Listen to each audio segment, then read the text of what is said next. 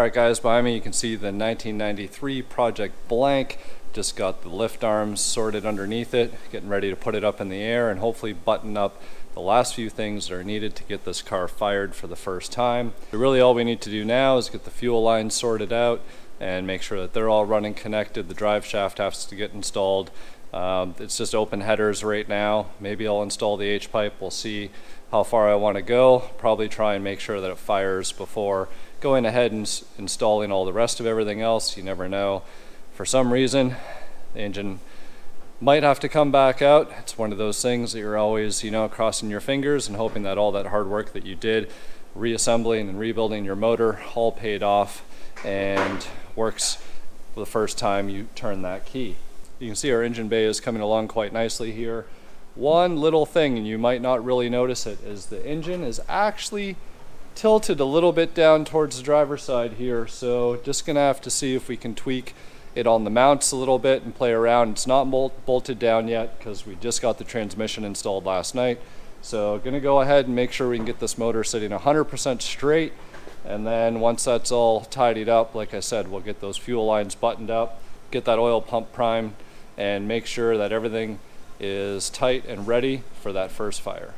So just finishing up torquing up the transmission here. Going to go ahead and hook up some of the connectors and button up the last few things, but it's looking pretty clean and nice under here. Then we can go ahead and get the starter connected and then get these fuel lines run.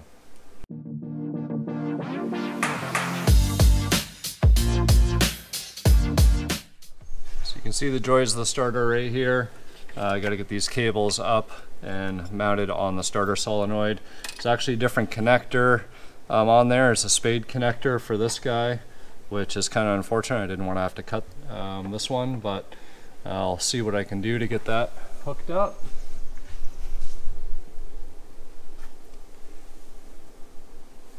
Alright, so I'm just in the process of getting these motor mounts out because for the life of me the motor won't sit straight, so kind of sucks. Got the motor jacked up.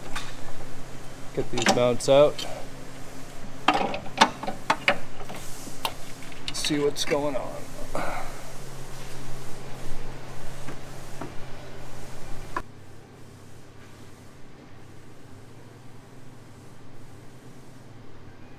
So found the issue on why the motor was sitting crooked.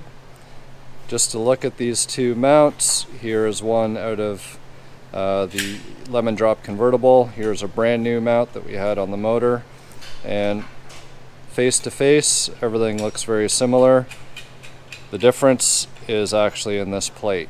If you mount that one like this, the way that it would be mounted up onto the engine block, you can clearly see the difference on where the main bolts are located. So I'm gonna go ahead and actually clean these up because they're in really good shape still. Rubber's all good, nothing's torn, so I'll give them the WD-40 treatment, get them all clean, and then we'll bolt these in and hopefully our motor will be straight. Down on the floor behind me you can see some nylon fuel lines which we've just put together. Those are actually going to get run. This car had braided lines run to the front, so I'm going to go ahead and connect everything up from the back here, run the nylon up towards the front, and it just kind of makes your life easier these days. Newer technology, you don't need to worry about hard steel lines and number one trying to find them or bend them and having to run them all the way up to the front. So this will make our life super easy, and they will get connected back up to the factory fuel rails up here, so that'll be no problem. Just got the motor mounts all cleaned up. You can see the motor is jacked up and sitting here on the lift while those mounts let their paint dry, and then we'll get those bolted up and hopefully the motor's going to sit straight. So if you guys know, the factory fuel lines do run from the inner fender wells here. Actually even put on the factory rubber hoses. So these will go like this, and we'll make sure everything's pulled up away, tucked nice and neat. Guys, so we'll have these tied up out of the way, get them run to the other side of the fuel filter, and then we'll have to get a special fitting done on this guy so we can do the final connections. Our mounts, take two.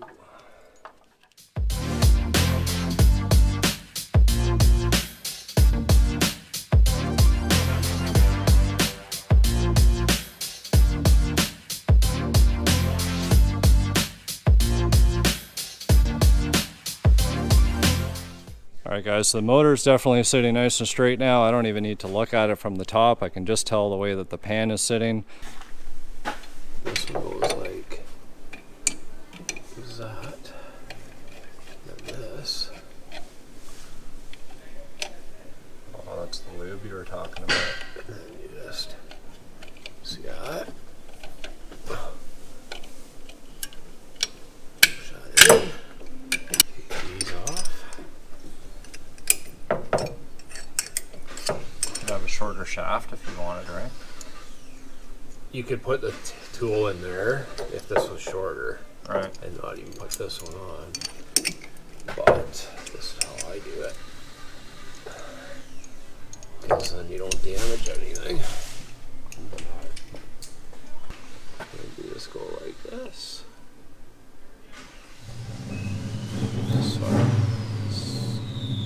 And you don't do too much because you'll break it off. There you go. Sweet. Now, Slide the rubbers, and then I guess we need to press on this one, right? so we go like that. So up here we'll figure out where we want this. We'll cut it off. Yeah. And then you'll have a quick connect there. Sweet. Got the oil pump primed, got everything connected. The key's already on, eh? Is it? Yeah. Is there any dings or anything, or is that battery right dead? Nothing. So it's right dead. Is this thing in neutral? Yeah, You have no shifter. should be in neutral. I think it is. Is this booster pack got juice?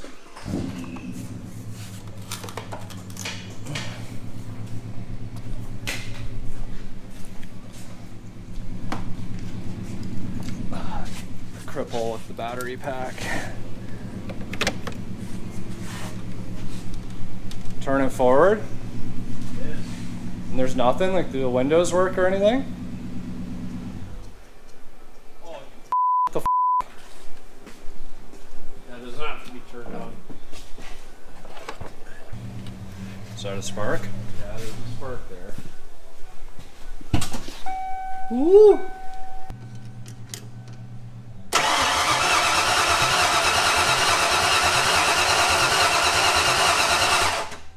know the problem.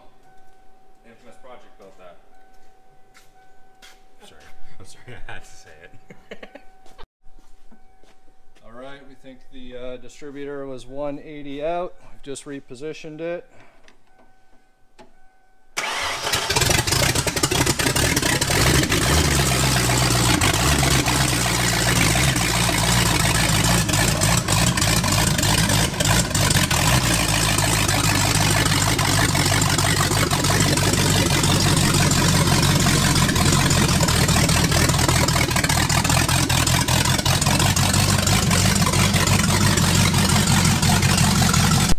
Alright guys, super excited. The motor's running.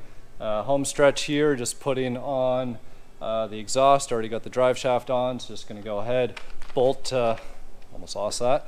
Going to go ahead, bolt the H-pipe on. I got a factory Ford H-pipe with the original cats and everything, so it'll be a pretty good exhaust system to go for this stock factory look and feel, and just kind of check some other things over, and car will be able to move under its own power.